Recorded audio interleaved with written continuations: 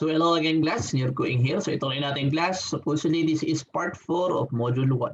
So share ko lang yung screen. Okay? So ituloy natin class. So nag-stop tayo dito. So dito na tayo class. I-compare na natin class yung direct tsaka alternating current or yung DC tsaka yung AC. Okay? So pinaka big difference nila class pag DC current kasi yan class. DC current. Pag direct current yan class, technically, diretso lang yung flow ng current niya. So, one way lang siya class. Okay? Pag alternating kasi ang class, parang nagsasalitan to. Okay? So, dapat ito kasi negative to yan positive. So, one time class, negative to positive siya. The other time class, pag negative to negative siya. Okay? Kaya siya kasi tinawag na alternating kasi, yun. Okay? So, yan yung para difference sila class, yung direction ng flow. Okay?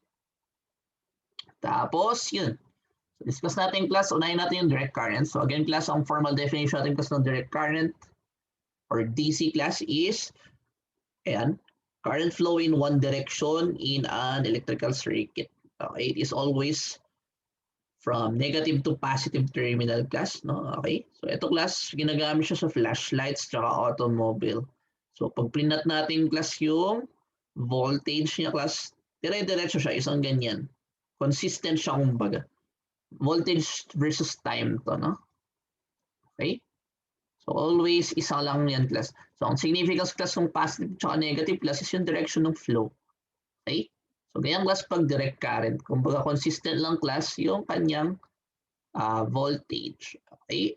So, kapag alternating current naman class, ang formal definition natin is a continuous reversal of the direction of current flow such that at one point in time the current is on one direction and at the other point in time it is in the reverse direction. Okay? So, ganun yung class. Kaya siya tinag-alternating class kasi yung direction ng flow ng current class nag-alternate. Okay? So, ituloy lang natin class. So, pag prinat naman natin class yung voltage niya with respect to time, ganito yung itsura. So, again class, yung positive voltage na yan, ito yung, kumbaga yung positive class to si negative is yung direction lang class ng flow. Okay? So, ito class, ganito yung yan kapag na-complete na nyo yung isa. Tapos class, babalik siya. Ito na yung sa kabila. So, yung one cycle class, yung isang ganun. Kumbaga yung isang buong cycle class dun sa circuit is yun. Okay? So, nag-start siya dyan, tapos pupunta siya dun. So, ganyan class ang AC current. Or like AC circuit. AC current pala rin. Okay? Yan. So, titignan nyo class. Aha. So, kung ating i-detail class yung circuit, like yung cycle ng circuit class, no? So, voltage class is driven for in an AC current circuit. Voltage is never constant. So, mag-change siya, no? So, yun yung parang pinag-difference sila class. Pag DC circuit yung class, voltage is more or less continuous. Meron lang part dito class na parang magsa-start siya. So, tataas siya class. Pag na-meet na niya yung peak, dire-diretso na yan hanggang dulo. Okay? Samantalang class sa AC circuit class, paiba-iba siya. Point in time. Okay? So, ganun. So, yan. So, i-discuss natin class AC generator. So, technically class generator, parang ito yung battery class ng circuit mo. Okay? So, AC generator class produces alternating current that keeps reversing in the direction of flow. Okay? So, yan. Discuss natin ito. Pag-usapan natin yung class. So, meron tayong para ma-imagine yung class yung AC current. No? So, parang ganito class. So, paano na-produce ng current class yung AC circuit? Yung AC generator class. So, ito class ay isang example ng generator. Okay? So, kung titignan nyo class, di ba para mag-flow yung current, dapat may movement. So, yung movement natin class rin na-represent nung ito. Okay? So, yung itong rectangle na yung class, iikot siya. So, yun yung movement niya. Okay? So, pag umiikot yung class, umiikot siyang ganun, magproproduce na yan ng electricity. Okay? So, pag i-analyze natin class kung ano nangyayari dyan sa ano na yan, ito yung nangyayari. So, di ba, ang isang cycle class, so kung titignan nyo, ito na class yung front view. Di ba, iikot yung class. So, kung titignan nyo class, magsa-start siya dyan. Ito si AB class, no? So, iikot siya class hanggang maka-complete siya ng isang ikot. Okay?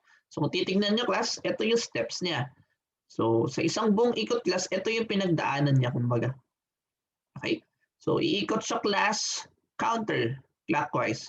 So, at first step class ito, magsa-start siya sa 0 voltage. Okay? Pag umikot siya class ng 90 degrees, ito na siya. Nandun na siya sa peak. Okay? Tapos class iikot ulit siya ng isa pang 90 degrees. So, pansinin nyo lang class is yung letter A. So, andun sa 90. So, 90 class. So, andito na siya ulit sa 0. Tapos mag-90 ulit siya class. So, andito siya sa D. Pag nag-90 siya ulit sa class, balik na siya sa 0. So, kung titignan nyo class sa isang cycle, meron tayong dalawang peak. Positive voltage, tapos negative voltage peak. Tapos class tatlong 0. Okay? Ganun class yung isang cycle niya. Yan ang AC generator. Okay? Tapos class sabi dito yung voltage produced class by an AC power source or yung generator kanina class. Yung rating niya class is naka-base class do sa average voltage. So pag sinabi class na kapag yung generator mo is 120 volts, ang andito lang class hindi yung peak. Okay? So pinaglalaban natin dito class, ang rating ng generator mo is hindi yung peak, kundi yun yung average. Okay? So pag sinabing 120 volts generator yan class, pwede mong isolve kung ano yung peak generator niya. I mean yung peak voltage niya. So ang formula lang natin dito class is i-multiply mo lang class yung rating niya or yung average voltage niya times yung square root of 2. So titignan natin class ang 120 times square root of 2, 169.71. So yun na yung peak voltage niya. Gets ba? Kung nyo kakalimutan yung class para makuha natin yung peak voltage class ng isang rated voltage source. Kukunin mo lang class yung power rate, yung voltage rating niya class times square root of 2. Okay? Tapos yun.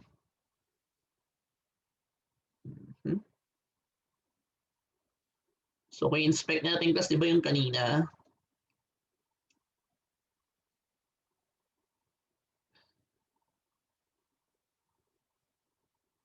Yeah. Ano pa ba? So because of the valuation, circuit fluctuates. Threshold.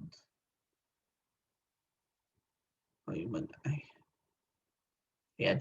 So discuss naman natin class ano yung single phase AC power. Tapos ano yung three phase power. Okay? So technically class ang formal definition natin class ng single phase is alternating current distribution refers to a system in which all the voltages of the supply vary in unison. So ang itsura class ng single phase, ganito. Yan. Okay, so yung voltage sa class varies in unison. Tapos class, pag sinabi naman class na three-phase alternating current distribution system class, meron lang tayong tatlong three-phase. I mean single phase. Tatlong single phase. Okay, so ang mangyayari class kung titignan nyo, meron tayong tatlong sinusoidal wave. Okay, so titignan nyo kasi yung isa dyan is yung buo. So ito yung class. Yan. Ito. Okay, tapos class yung semi-dotted. So yan. Okay, pangatlo natin class is yung broken lines. Okay, so ito yun. Para ma-imagine nyo kasi bilugan ko na lang, no? So para dun sa solid class, ito yung solid. Okay? Para dun sa quant class, ito. Tapos ito yung isa. Okay? So pag sinundan nyo class yung tatlong yan, tatlo yan. So kung titignan nyo class sa isang phase, so ito yung isang phase. Siguro mas magandang pansinin na lang natin to. Okay? So isang phase class, so yung duration class ng phase Y na yan, meron tayong tatlong peaks. Okay? Ano yung tatlong peaks na yung class? So, tatlong peaks for the different phases. So, tatlo. Yan. Okay? So, again, class, ang difference lang ng one phase, three phase, yung three phase consists of three one phase. Okay? So, meron lang silang tatlong lines pag three phase. Pag one phase naman class, meron tayong isang sinusunod na line. Okay? So, yun. Pag-usapan natin class paano ka mag-generate ng electricity. So again class, para maka-generate ka ng electricity, kailangan mo ng electric generator. A definition natin class ng electric generator is, Ito is a mechanical device that converts electrical energy into, mechanical energy class into electrical energy. So, ito class yung parang, power plants. Okay? So, yung windmill na yun class, di ba? Kung titignan nyo. Yung tumatakbong hamster, ganun. So, magsisimula siya class sa movement. Movement represented by brings out mechanical energy kasi kailangan mong gumalaw. Si mechanical energy na yan, class, i-convert niya into an electrical energy. Gamit class yung electrical generator na to. Okay? Yun. So, kung papansinin natin class, yeah. So, yeah. So, second class, ang pinaka-goal natin dito, dapat may movement class para may ma-produce na current. Okay? So, bakit tinawag class na alternating current? Kasi class, yung alternating change within the voltage and thus current direction is why. Yun. So, yung pa iba-ibang voltage class, tapos syempre, di ba class yung direction ng current? Nag-alternate siya. Okay? So, pabalik-balik. Kaya siya tinawag class na alternating current. Okay? So, you read na lang the rest. Yan. Pag-usapan rin natin class, ano ang, again, ang generator. So, a rotary called turbine. Ay, yung turbine na lang class. So, turbine class, technically, ito yung nagpo-produce class ng mechanical energy. Kumbaga yan yung papaikutin mo class, no? Para mag-produce siya ng mechanical energy. Tapos yung mechanical energy na yung class gamit yung generator, pro-produce na siya ng electrical energy. Okay? So, may types tayo class. So, ang pinaka-goal lang natin class, dapat umikot lang yung turbine. Para mapaikot mo yung turbine class, pwede mong gamitan ng steam or yung tubig. Pwede rin class yung hangin. Okay? So, lahat ng mga yun class, again, ang goal nila is para umikot yung turbine. So, pwedeng steam yan class. Yung steam yan parang yung stock rate.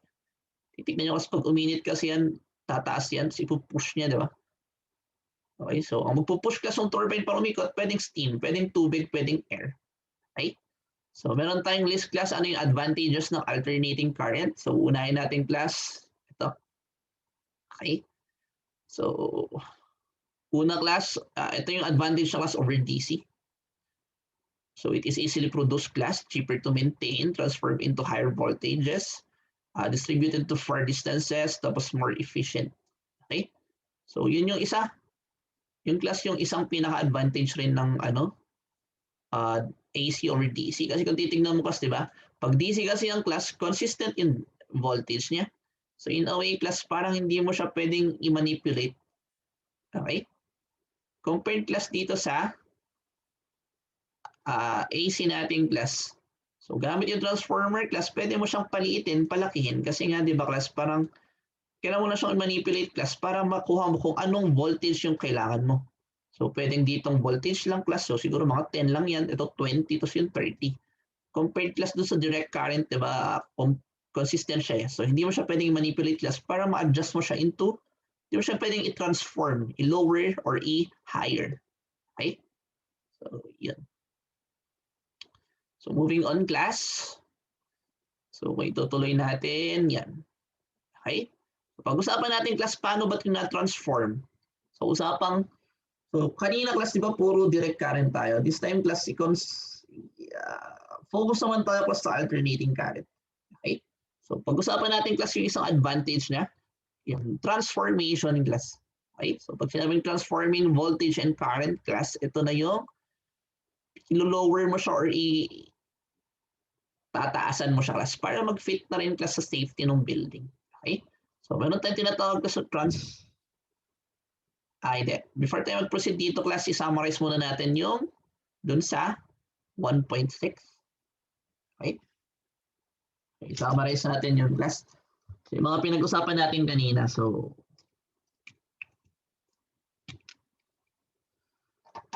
yung 1.6 natin class, di ba ito yung direct DC and direct current class, tapos yung alternating current. Okay? So, una dito class, di ba? Ano yung difference nila? So, parang DC class. So, dito yung DC. Dito yung AC. Okay? So, ang pinaka-definition natin class ng AC, current flows in one direction. Specifically class, negative to positive. So ito class, ito yung electron flow. Ito yung conventional current. Okay? Samantalang class yung AC natin class, current flows in alternating direction. Okay? So yan yung unang difference nila. So isa pang difference nila class is pag plinat mo siya. So pag plinat natin yung class, no? In terms of voltage, tapos yung time. So ito class yung positive side, ito yung negative side. So maglagay tayo ng positive negative class para ma-signify natin class yung direction ng current. Okay? So sabihin natin class, ito yung unang direction. Pag nag-logos ka dito class, babalik na siya. Okay? So ang itsura class pag DC class is ganyan. Pag pan naman class is ganun. Okay? So titignan nyo class, ano lang natin yung isang cycle. So hanggang dyan lang siya. Ganyan. Okay? So yan yung isang advantage niya class. So advantage, so meron ito yung list ng advantages naman, no? So advantages class ng DC. So technically class, ganyan. Okay? So ano pa class yung pwede natin summarize? So meron tayong definition of terms. So i-erase natin ito class. Okay? Summarize naman natin class, ano yung terms na dapat natin huwag kalimutan.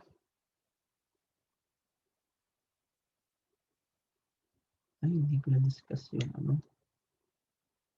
May nakaligtan tayo dun sa previous class. Kalimutan tayo. Discuss ko na lang dito class to. Dun sa 1.5 yung magnetism tsaka ano class to. Hindi na. Sige. So ano yung terms natin dito class? So meron tayong tinatawag class na frequency. So definition ng frequency class is ito yung cycle per second. So kasi di ba class kung titignan nyo may ikot class yung AC current natin. So ito class is expressed in hertz. Okay? Tapos class meron tayong tinatawag na one phase AC power. Okay? Tapos meron tayo ng three phase AC power. So yung one phase natin plus yung ito yung voltage natin, voltage supply, vary in unison. So kung titignan ko isa lang. Baga meron lang tayo na-produce na isang sinusoidal line. Okay, dito naman class, meron lang tayong tatlong one phase AC power. Okay? So lastly class, meron tayong tinatawag na electric generator.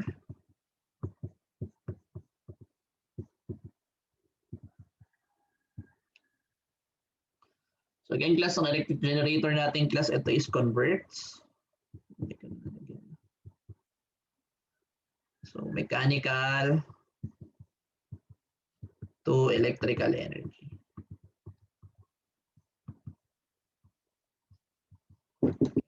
Okay.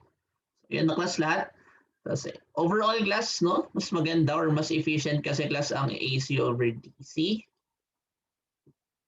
Technically class because of yun. Discuss natin ganyan. Okay? Discuss naman natin class itong transformation. Okay?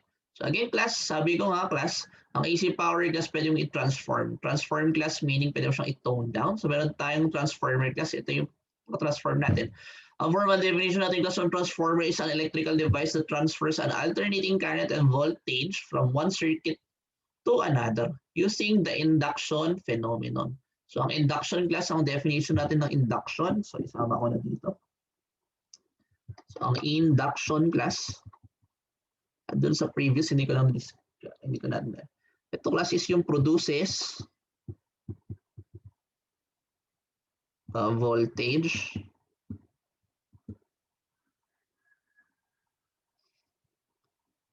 that causes current to flow. Okay? So yun. So again, meron tayong transformer. So technically class, ito yung parang pinaka-itsura ng transformer class. Pero kasi tayong parang, kasi ang inductor kasi class, ganito yung itsura ng inductor, no? Saan ba yung inductor?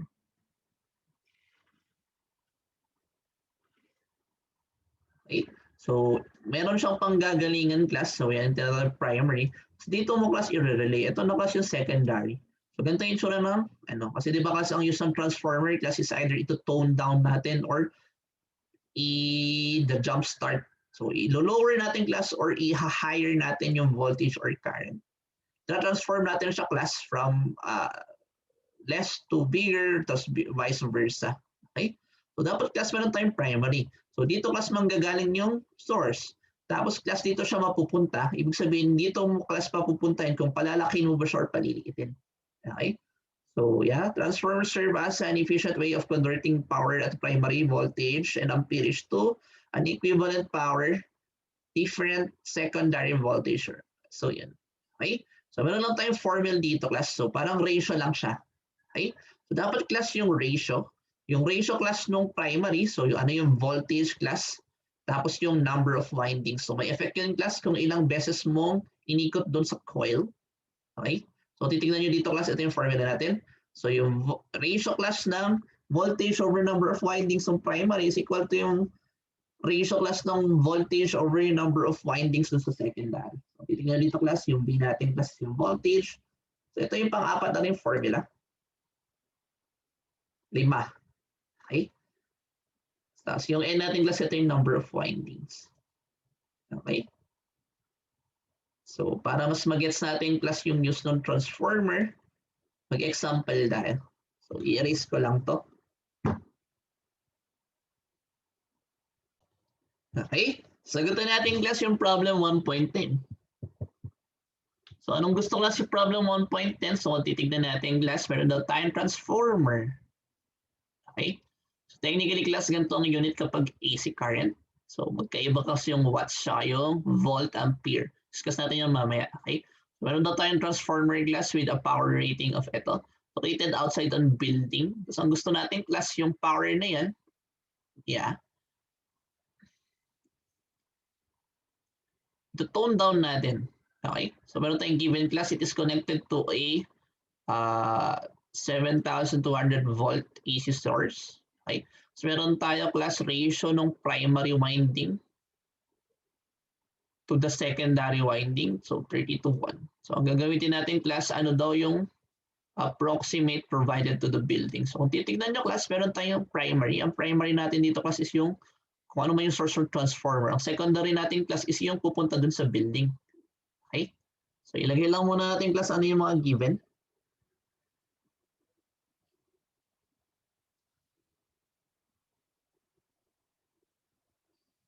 Hindi. Summarize ko lang class pala yung kanina para natin sagutan yan. Okay? So, 1.7 class, no? So, diniscuss natin class, meron tayong tinatawag na transformer. Okay?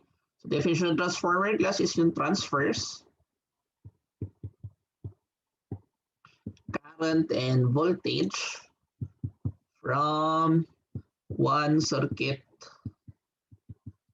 to the other using induction. Okay? So, meron tayong formula dito class. Ang formula natin class is yung ratio ng voltage dun sa number of windings class ng primary is equal to class yung ratio rin ng voltage tsaka yung number of windings class dun sa secondary. Kasi natin class again yung V dito is yun yung voltage. Yeah. So V class is yung voltage. Tapos yung N natin class is yung number of windings. Okay? Yan. So pag induction kasi class, Ito yung parang meron tayong bakal. Tapos class, pupulutan mo siya ng wire. Okay? Ay, definition kasi induction. Parang may ma-create class na current din. Okay? So may use class yung number of windings din. Tapos kung anong voltage yung pinasok. Okay? So again class, elisin ko na para masagot natin yung problem. 1.10. So yun again class, sagutin natin yung problem 1.10. So again, ang gusto nyo no class, meron daw tayong transformer. So ita-transform natin class yung properties ng transformer na yun into the building.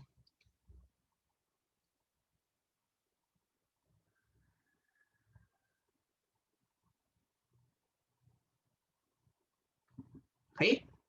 So ilagay muna natin class kung ano yung mga given. So ang una natin given class is yung this time class, kailangan pala natin maglagay. Kailangan mo sabihin class kung AC siya, circuit. So ang SOP natin dito class, no?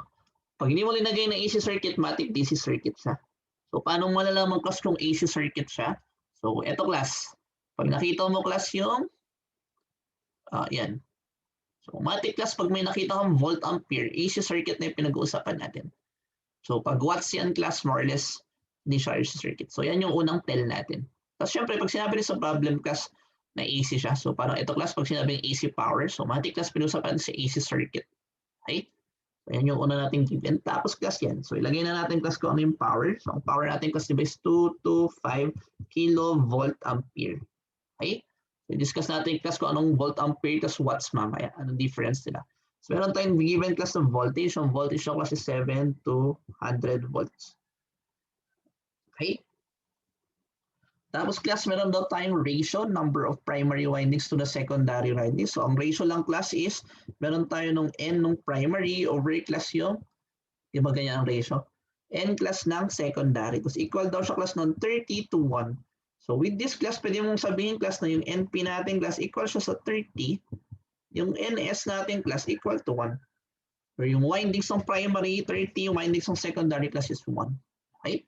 So with this class, pwede natin sagutin yung problem. So ang gusto niya lang class, ano daw yung voltage tsaka current, given class yung ratio na yan. Okay? So unahin natin class yung letter A. Letter A class, ano yung voltage? So para ma-solve natin class yung voltage, di ba meron lang tayong formula.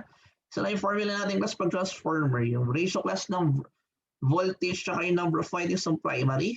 Equal yung class sa ratio ng voltage tsaka kwan ng windings ng secondary. Okay? So kung titignan nyo dito class, ang secondary natin class is yung building. Okay?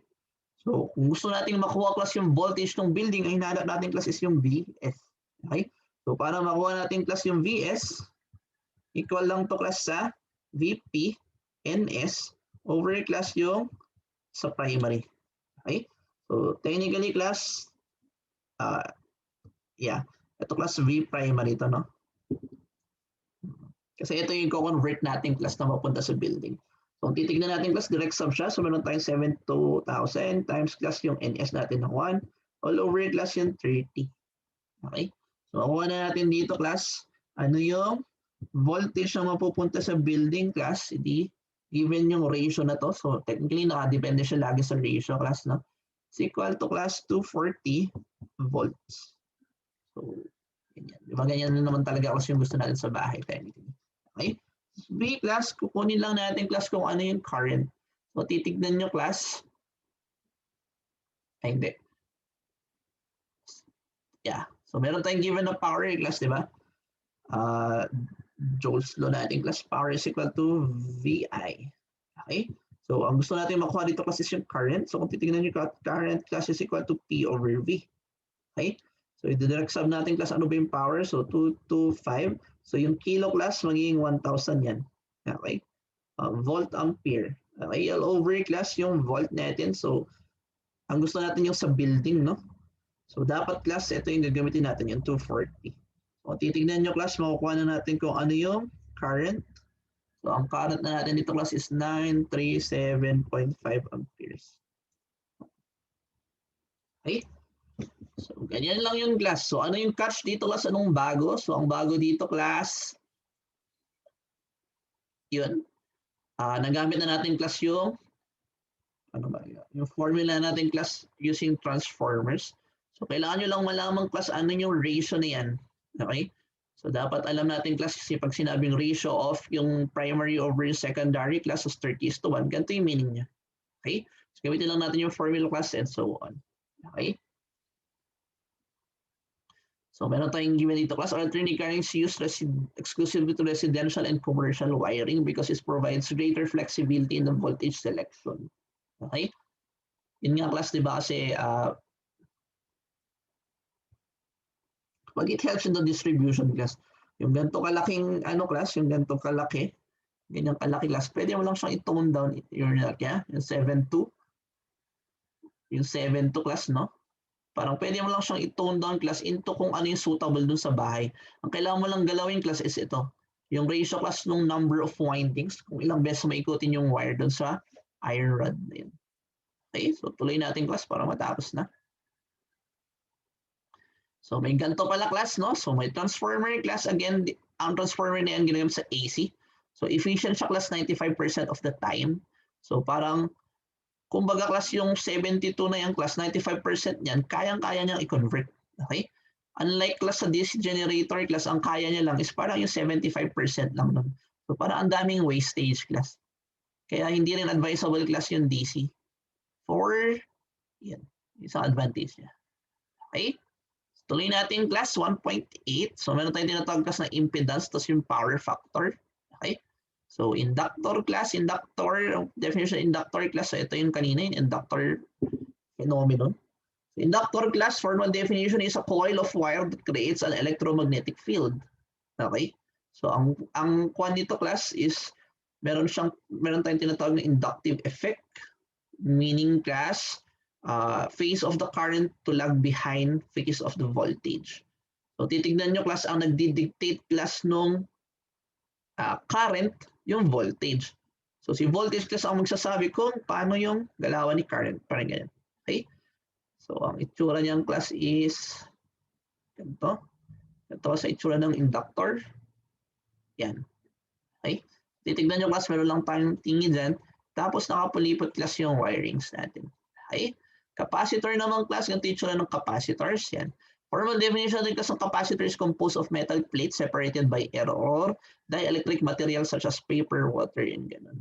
So ang pinaka-use class ng capacitor is to store electrical energy. Okay? So technically class, kaya nilang mag-store ng electrical energy yan dyan. Okay?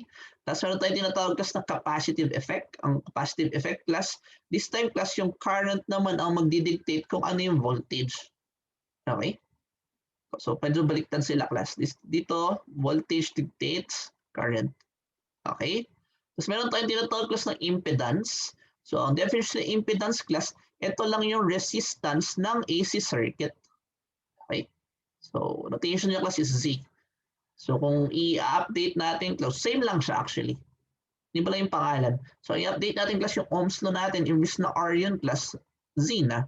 So ito yung second tell mo class kung paano siya naging AC circuit. So pag may napasa kang impedance yung classmatic, yung pinag-usapan ng circuit class is AC, alternating current. Okay? So yun. Ito yung meaning class. So para mas mag-gets natin class, mag-example tayo. Okay, summarize muna pala natin class. Ano yung sinabi natin kanina. So i-erase ko muna to. So again class, para mas mag-gets natin yung impedance, mag-example tayo. Okay? So example 1.11 tayo. So anong gusto kasi example 1.11? So given the class yung impedance values of 3 wattage ratings as follows. Determine the current. So may given time voltage. Yan. Tapos yung mga rating ng mga yun. Each lang. Okay? So kunin lang natin class kung anong impedance. So ang given natin class,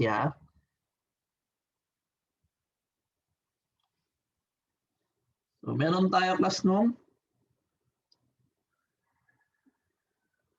tatlong incandescent lamp. So tawagin na natin siyang 1 to 3. So given class yung power 1 ng isa, so ang power ng isa class is 100 watts. Tapos ang resistance niya class, so R1, tawagin natin is 121 ohms. Okay? Yung pangalawang lamp natin class, ang power niya rating niya is 70 watts. Ang resistance niya class is 161 ohms. Okay?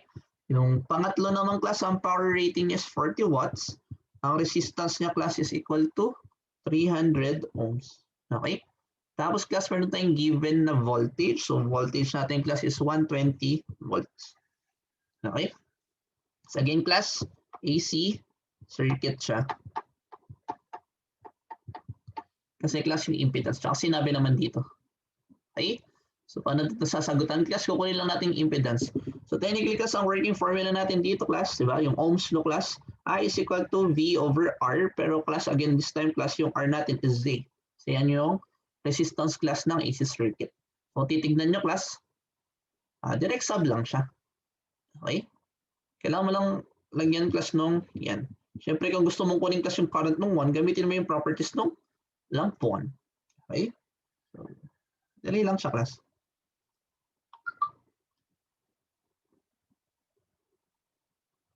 Okay? So example natin class, so, para makuha yung I1 class, kunin natin yung V1 over yung Z1. So ito pala class, dapat hindi na R yung tawag natin. Kasi impedance na siya. Okay? So dapat class Z na to, Z na yon, tapos Z na to.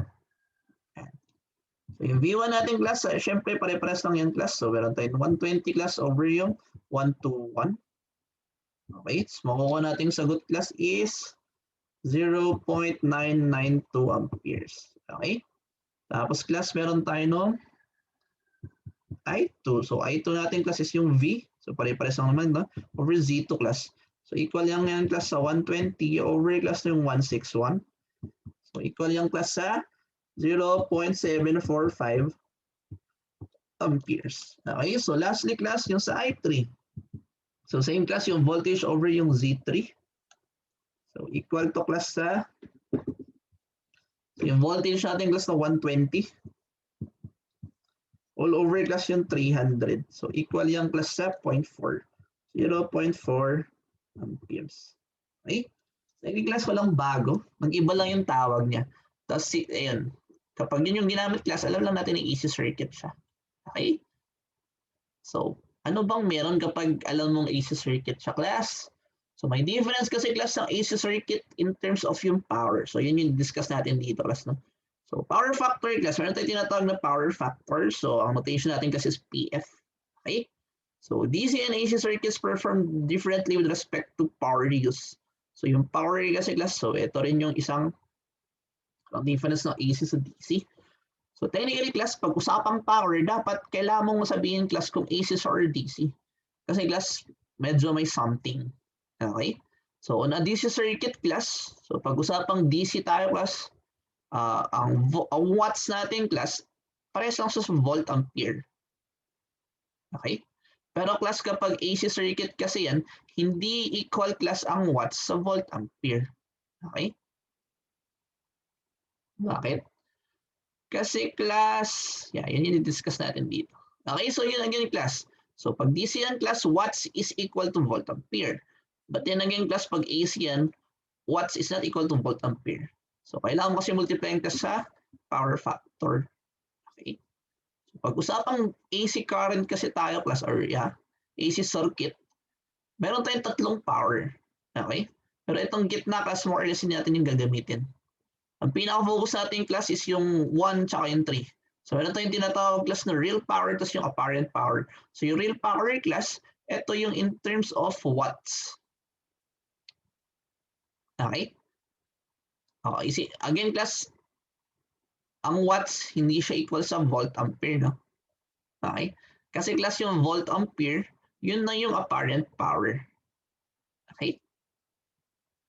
So, ganun. Again, class, pag AC circuit yung usapan, tapos watts yung unit ng class, yun yung real power natin. Kapag naman class volt ampere, yun yung apparent power natin. Okay? So, para makuha class yung power factor, ang formula natin class is, pwedeng ito rin class, ito yung parang isang formula niya. For a single phase circuit. Okay? So ang power factor natin class is yung real power over yung apparent power. Okay? So parang yung class ng power factor is yan. So ang power factor natin class kung titignan nyo, lagi siyang from 0 to 1. So anong meaning nun class? So kapag lagi siyang from 0 to 1 class, ibig sabihin ito, lagi siyang less than 1. Less than or equal to 1. So anong meaning nun class kung titignan nyo? Since never siyang lalagpas ng 1 class, ibig sabihin yung real power natin class, never siyang mas lalaki dun sa apparent power. So safe to say class that apparent power is always greater than the real power. Okay, kasi nga power factor class is always between 0 to 1. Okay? So yun. So for equipments kasi class, pag equipment yung pinag-uusapan natin class, yung power factor natin class, ito yung formula natin. Okay? Cosine times yung phase angle. Okay? So yung phase angle natin class in degrees, tapos yung power factor natin class, naka-decimal form siya. Diba? So kung i-summarize natin class yung kanina, para mas mag-gets natin class. So i-erase ko muna to. So again class, i-summarize natin. No? So again class, meron tayong tinatawag na so, ito na lang muna class. So, 1.8 class, di ba? Di-discuss natin dito class is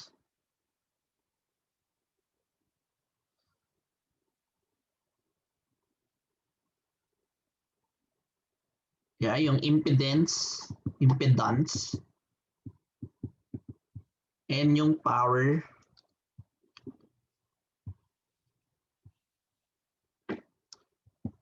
factor. Okay? So, kanina class, meron tayong definition of terms class, meron lang tayong tinatawag class na inductor. Okay? So, ang definition ng class ng inductor is ito yung coil of wire. So, yun yung pinakita ko kanina class, di ba? That creates an electromagnetic field. Okay? Tapos class yung capacitor. So yung capacitor naman. So, capacitor class stores electrical energy and releases it later.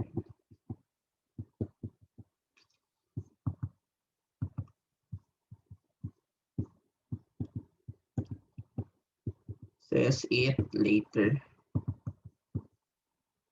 Okay? Tapos class yung impedance natin. So ang definition ng impedance class, ito lang yung resistance of an AC circuit.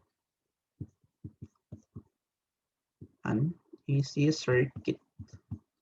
Yan. Okay? Lastly class, meron tayong Ohm's law. So Ohm's law on an AC circuit. So Ohm's law lang natin class sa AC circuit, nagbago lang class yung sa R. Instead of R class yung Z. Okay? So in terms of yung power factor naman class, so sa power factor naman class, no?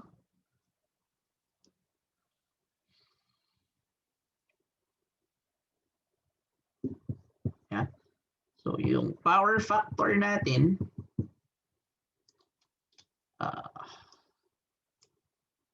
kumbaga magkaiba kasi class, no? In terms of power. Yeah. In terms of power muna tayo class. In terms of power class 4 for DC, tapos meron tayo kasi yung for AC. Okay? So for DC kasi class, yung watts natin, equal yung class dun sa volt ampere. Okay? Then again class, pag AC kasi class yung watts natin, is that equal to volt ampere.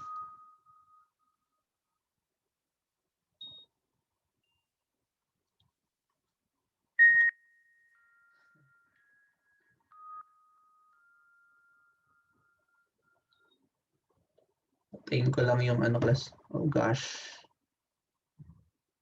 Tayusin ko. Okay? So again class, so sorry, nag-alarm kasi. So again class, so watts, para sa AC class, hindi equal ang watts dun sa volt ampere. Kasi ang watts nila dito class, equal siya class sa volt times ampere.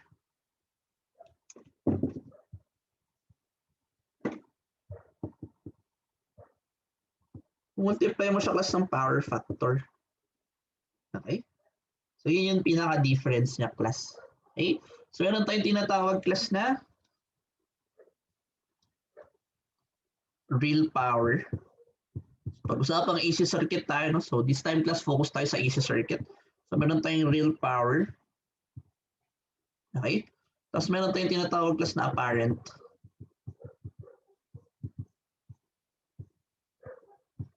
Power.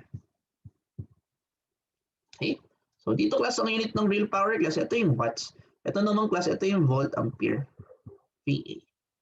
Okay? Tapos class, discussing power factor class, meron lang tayong formula ko sa power factor. So power factor class is equal to yung real power. So power ng real over class yung power apparent. Okay? Tapos again class, it is from 0 to 1 lang to. 0 to 1. Okay? Pwede rin sa class, so for equipment class, power factor is equal to cosine ng phase angle. Okay? So ito na class yung pinaka-summary natin. So again, take note class. Technically, for AC class, meron tayong dalawa. Meron tayong tinatawag na real power at apparent power. Okay? Tapos sa real power class, for AC class, ang watts natin is not equal to volt ampere. Kasi di ba kung titignan nyo kasi ang formula natin ng power class is power is equal to voltage times current. Titignan nyo class yung, di ba, ito class is watts. Pag DC class. Ito class, di ba, volts yan tapos ampere. So doon galing yung class. So titignan nyo class pag DC matic, yung watts natin class equal yan sa volt ampere. But then again class pag sa AC circuit yung usapan natin class, may time or most of the time class hindi ganun. Kasi ang watts natin class magiging equal lang siya sa class sa volt ampere pag multiply mo pa siya dun sa power factor. Okay? So ganun yan. So i-erase ko class para masagutan natin yung example.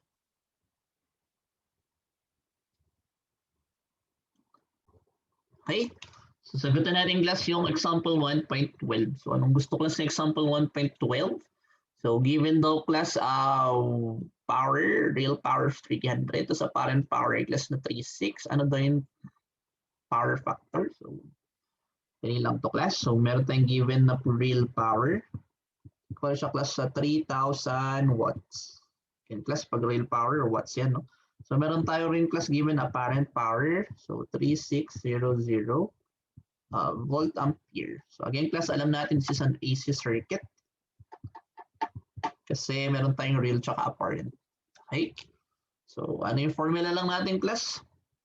So kunin natin class yung power factor, tapos ano yung phase angle. Okay? So unahin natin class yung power factor. So power factor class is equal lang siya sa real over yung apparent. Okay? So direct sub lang to class. So meron lang tayo ng 3,000 over class yung 3,600. Okay? So dito class in a way, kung titignan nyo, okay? Dapat class walang K doon. Lo.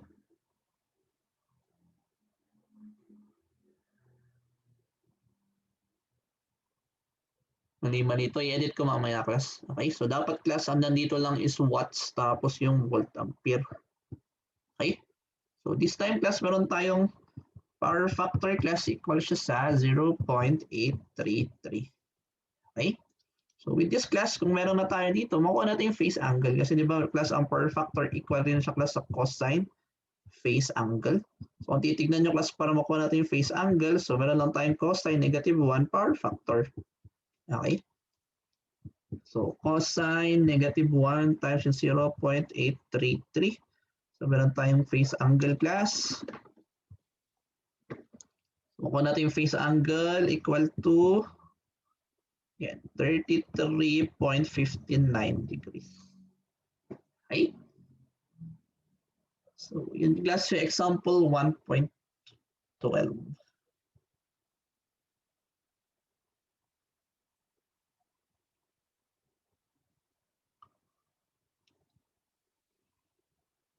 Okay? As class, meron tayong ganito.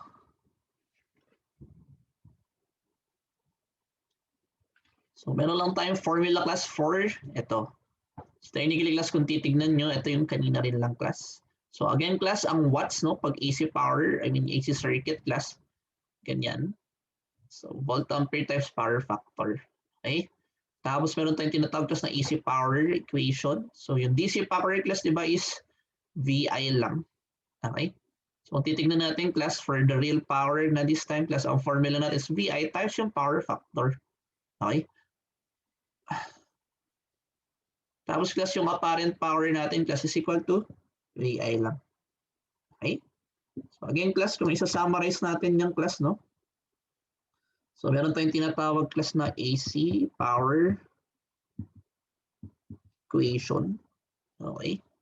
So again dito class, ang P real natin class. Kasi nga di ba watts ang gusto natin mangyari dito class. I mean, so meron tayo class ng current times power factor. Okay? Samantalang class yung apparent power natin class equal lang siya sa VI.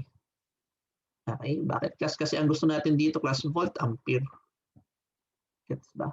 Okay? Again class, keep in mind pag AC power, ang watts is not equal to AV.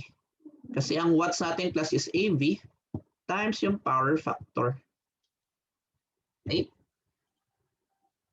So para mas mag-gets natin yung class, may examples ulit tayo. So i-erase muna natin to.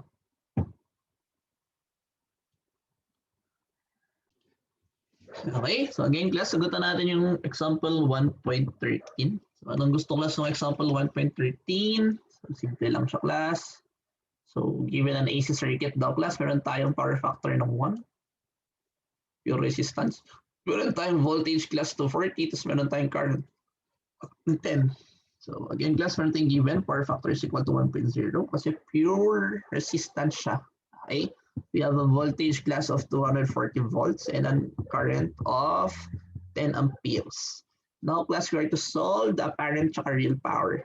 So again class, no? So P real lang tayo class. Ang real power natin class is simply equal to VI times the power factor. Okay? So isipin nyo lang class, laging mas maliit to kasi nga di ba lagi natin multiply class. Yeah, kung titignan nyo class yung P. Yeah. Okay, so direct sum siya class. So meron tayong 240 times 10 tapos yung power factor natin na 1 class, meron tayong P real is equal to 24. So ito class watts. Okay? So we have class P apparent is equal class to VI only. Okay? So it will be equal class to 240 times 10 will give us a same class.